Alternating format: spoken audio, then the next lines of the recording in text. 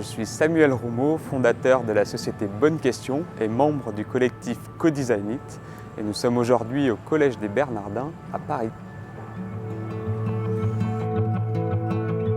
Ce qui est intéressant dans le fait d'être entrepreneur indépendant au sein d'un collectif, c'est qu'en fait tu maximises à la fois ton sentiment de liberté et ton sentiment de sécurité. D'un côté, tu es libre de faire ce que tu veux, de travailler sur les projets que tu as envie de porter. Et tu ne te sens pas non plus complètement isolé à bosser depuis chez toi sur des projets tout seul.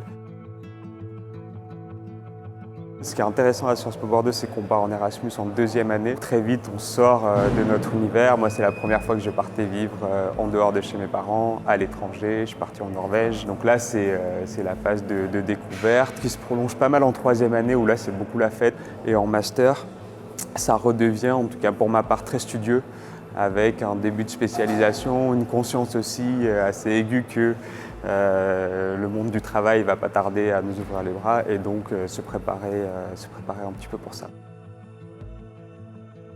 Quand j'ai fini Sciences Po, j'ai cherché à me spécialiser en allant à l'école des mines sur les sujets de gestion de l'environnement. Et en fait, à ce moment-là de ma vie, il se trouve que j'ai commencé à faire des crises d'angoisse et j'ai tout stoppé. Je suis revenu chez mes parents, j'arrivais plus à faire quoi que ce soit. Et j'ai fait une petite pige à la SNCF, un truc qui n'avait rien à voir avec tout ce que j'avais pu faire à Sciences Po, encore moins à l'école des mines, ou les quelques stages, notamment en Inde avec la Commission européenne où j'étais parti. Ces crises d'angoisse m'ont amené à réfléchir beaucoup sur ce que j'avais envie de faire de ma vie, sur le sens que j'avais envie d'y mettre. J'ai commencé à chercher des organisations qui envisageaient le travail de manière différente.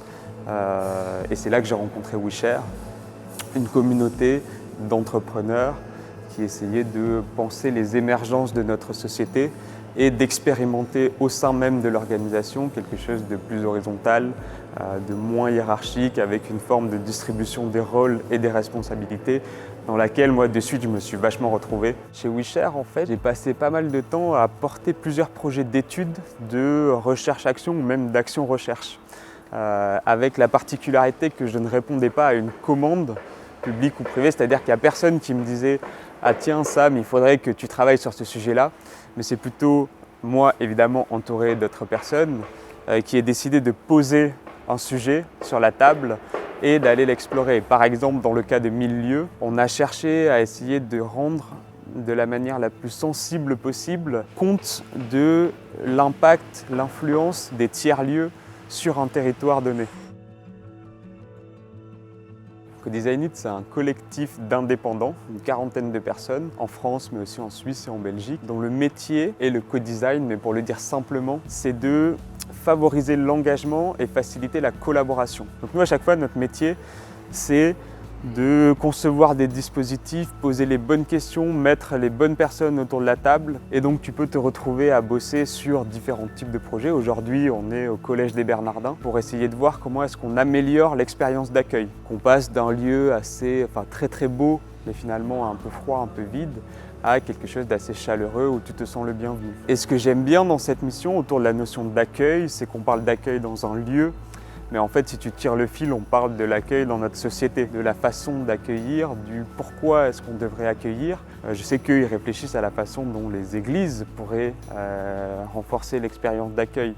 Moi, j'aimerais beaucoup qu'on se demande comment est-ce que dans les EHPAD, on renforce l'expérience d'accueil, comment est-ce qu'à nos frontières, on renforce l'expérience d'accueil.